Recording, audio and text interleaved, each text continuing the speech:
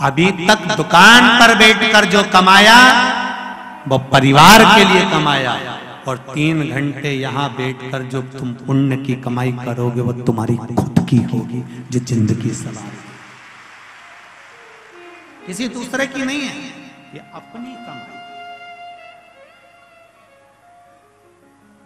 अपनी कमाई। और जितने भी आसपास से कथा सुनने आ रहे हैं, गाड़ियों में, ट्रालियों में, बसों में, छोटे छोटे मोटरसाइकिल वाहनों से, उनसे भी निवेदन है, विश्वास लेकर शिव महापुराण की कथा में जाना कि मेरा शंभू मुझे मिलेगा, मेरा बाबा मुझे मिलेगा। केवल ये माता नहीं कर रही कि मेरा कर्जा चूक गया, यहाँ ना जाने कितने कितने बैठे होंगे जो अपने दिल की बात माइक पर कहना चाहेंगे, ऐसा नहीं है। परंतु समय की भी अवस्था रहती है, समय का भी क्रम, ये बाबा से लगाव तो तुम पहुंचे हो। शिव कथा का महाराज लक्ष्मी जी ने भगवान भोलेनाथ जी को कार्तिक का महीना, आंवला नवमी, अक्षय नवमी का दिन भोजन का निमंत्रण दिया।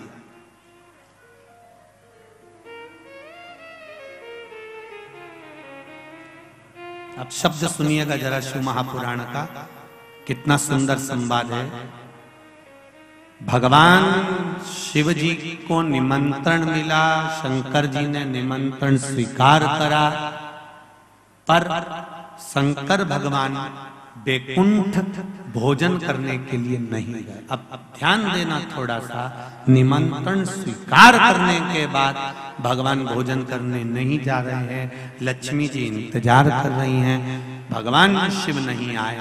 तब लक्ष्मी जी तुरंत गरुड़ पर चढ़कर भगवान शिव जी के पास आई, भोलेनाथ प्रभु आप भोजन के लिए नहीं आए। शंकर भगवान बोले मैं भोजन के लिए आ जाता, पर सारी सृष्टि का कार्य मेरे ऊपर पड़ा हुआ है, तो मैं भोजन करने कैसे जाऊं? ये घर का पति है, पूरा परिवार का जब बोझा सिर पर रहता है तो दुकान छोड़कर वो भोजन करने भी घर पर नहीं आ पाता, टिफिन मंगवा लेता है कि मेरा भोजन का टिफिन भेज देना। अभी दीपावली का थोड़ा सा व्यापार चल रहा है, शादी का सीजन चल रहा है, मेरा भोजन भेज दो।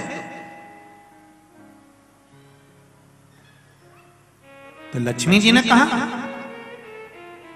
हरिहर्ष महापुराण की कथा कर रही है, ध्यान से सुने। आस्था चैनल पर जितने बैठे हैं सम्मुख में, फेसबुक यूट्यूब पर जितने सुन रहे हो, बार बार ये कथा नहीं मिलने वाली, ध्यान दीजिएगा।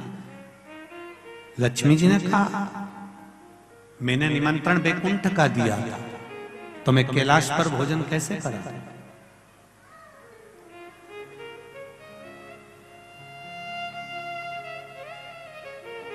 निमंत्रण बैकुंठ का है तो फिर मैं कैलाश पर भोजन कैसे कराऊं?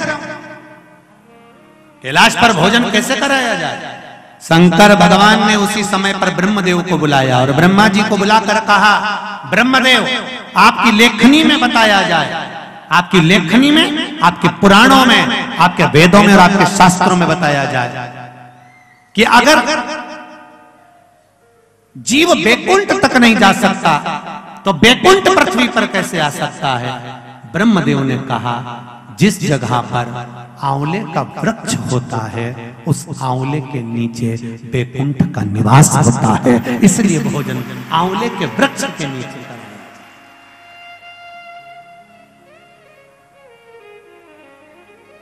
कल आंवला नवमी है, आंवले के वृक्ष की पूजन मेरी माताएं, मेरी दीदियां, मेरी बेटियां जब करें, भाई लोगों से भी निवेदन है समय निकाल कर, केवल माताओं के लिए आंवले का वृक्ष नहीं है, आपके लिए भी है।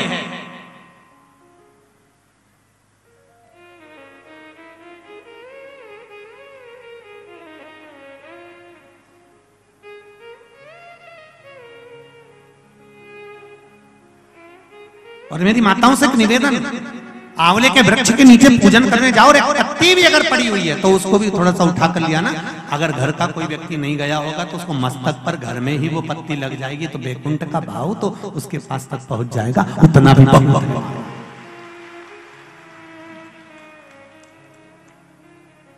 हमने मारवाड़ में देखा है कि आंवले के वृक्ष की पूजन करते समय माताएं आंवले की छाल का भी स्मरण करती है।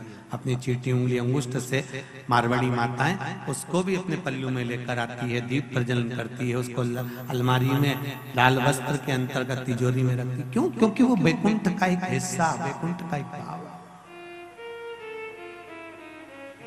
ब्रह्मदेव करें आंवले के वृक्ष के नीचे शंकर भगवान भोजन कर लें तो बैकुंठ के भोजन का फल मिलता है। बैकुंठ के भोजन का फल, हाँ। लक्ष्मी जी ने उसी समय पर आंवले के वृक्ष के नीचे भोजन की व्यवस्था करी। शंकर भगवान भोजन करने के लिए बैठे। जैसे ही माता लक्ष्मी ने भोजन लगाया है, शंकर भगवान ने एक ग्रास भोजन को लिया, पाया और उठकर शंकर भगवान चले गए। थोड़ी देर बाद वापिस लौट कर आ गए, बैठ गए। पूछा महारानी ने, माता लक्ष्मी ने, मेरे शंभु, मेरे बाबा, मेरे भोलेनाथ, मेरे प्रभु कहाँ चले गए थे आप भोजन की थाली को छोड़कर? तब शिव जी कहते हैं कोई 4 संत भूखे रह गए थे, उनको भोजन कराने चला गया था। लक्ष्मी जी ने कहा आप सृष्टि के सही संचालन कर रहे हो। मैं जान गई आपको कि आप सृष्टि के सही संचालन करता हो। एक मन की अभिलाषा है, अगर आप पूरी कर दें तो। एक मन की अभिलाषा है, आप अगर पूरी कर दे तो। शिव जी ने पूछा क्या? मेरा मन है, आप अगर ब्रह्म मुहूर्त में सुबह का समय भोजन ग्रहण कर रहे हैं तो शाम का भोजन भी मेरे ही इस बैकुंठ में श्रवण भोजन ग्रहण करें। शिव जी ने कहा शाम को तो मैं पार्वती के साथ भ्रमण पर निकलता हूं, पर दोपहर के समय पर मैं आपके यहाँ भोजन करने फिर आऊंगा। अब की बार लक्ष्मी जी ने भोजन कराने बैठने से पहले माता लक्ष्मी ने 5 चींटियों को एक डब्बी में भरकर बंद कर दिया।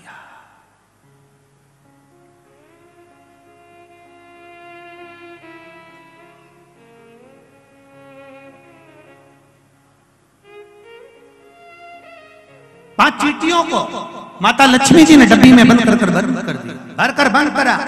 शिव जी भोजन करने बैठे, बड़े प्रेम से भोजन पा रहे हैं भोलेनाथ, और आवाज लगाया भोलेनाथ जी ने, अरे लक्ष्मी तुम्हारी माता ख्याति देवी मुझको ऐसे ही भोजन कराती थी। तुम्हारी माता ख्याति देवी भी मुझे ऐसे ही भोजन कराती थी और मैं प्रेम से पाता था।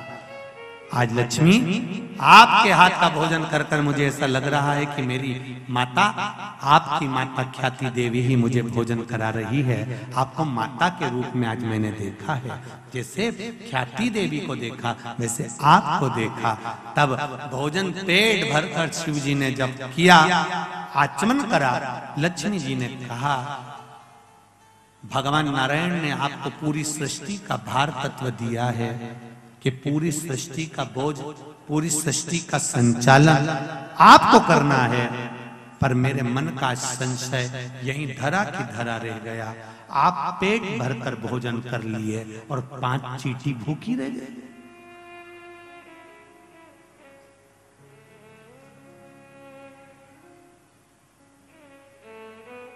पांच चींटियां भूखी है। शिव जी मुस्कुराकर बोले, अरियो लक्ष्मी, कौन कहता है कि 5 चींटी भूखी है? कहां है चींटियां? लक्ष्मी जी कहती है डब्बी में मैंने चींटी बंद कर रखी। 5 चींटियां भूखी है और आपने भोजन किया। जब भगवान विष्णु ने अपनी सृष्टि का भार आपको दिया था तो बिना उनको भोजन कराया आपने भोजन कैसे कर लिया? देवाधिदेव महादेव शंकर भगवान कहते हैं लक्ष्मी, किसी पर आक्षेप लगाने से पहले, उंगली उठाने से पहले ये 3 उंगलियां अपनी ओर जाती हैं कि अपने अंदर झांक कर देखो कि तुम कैसे हो। पहले विचार करो फिर उंगली उठाओ। लक्ष्मी जी पहले डब्बी में जो चींटियां हैं उनसे पूछो उनने भोजन किया कि नहीं किया। मैंने तो सुबह से चींटियों को बंद कर कर रखा है, भोजन कहां से कर लेंगे? डब्बी खोली, चींटी के मुख में चावल का छोटा सा भाग फंसा हुआ था। लक्ष्मी जी की आंख से जल बहने लगा। भोलेनाथ, इनके मुख में चावल कहां से आ गया? शिव जी ने कहा, लक्ष्मी, तू जब चींटियों को बंद कर रही थी ना, तो तुझे दोष ना लगे, इसलिए तूने चींटियों के चरण को धोख लगाया था कि मेरे साथ परीक्षा में तुम शामिल हो जाओ, मेरे साथ थोड़ी देर के लिए तुम डब्बी में बंद हो जाओ। माना तुमको कष्ट होगा, इसलिए मैं सिर झुकाकर तुमको नमन करती हूँ, क्षमा मांगती हूँ। जब तू क्षमा मांग रही थी, तेरे कुंकू में जो चावल फंसा था, क्षमा मांगते समय डब्बी में गिर गया था। वो चावल चींटियों ने ग्रहण करा। वो अक्षत, वो चावल चींटियों ने ग्रहण किया।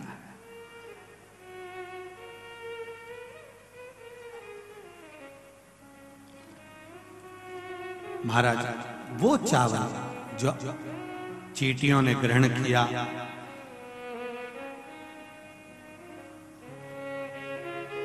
बस चींटियों का भोजन पहले हुआ है। लक्ष्मी जी की आंख से जल बह रहा है और रो रही है। फिर निवेदन करूंगा, किसी पर उंगली उठाने से पहले, किसी को अपशब्द कहने से पहले, किसी को ताना देने से पहले, किसी को आड़ा टेढ़ा बोलने से पहले, अपने मोबाइल पर, फेसबुक पर, यूट्यूब पर किसी ने कुछ लिख दिया, किसी के लिए उस पर कमेंट्स करने से पहले 50 बार सोचो समझो कि बात सही है कि गलत है। हर एक का साथ गलत चीजों में मत दो, नहीं तो जिंदगी नरक जैसी निकल जाती है। पूरा जीवन समझ